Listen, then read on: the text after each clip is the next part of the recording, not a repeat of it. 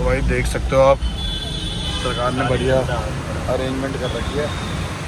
सारी जनता ऊपर आ गई है, इतनी तगड़ी बाढ़ आई है ना इस बार। देख लिया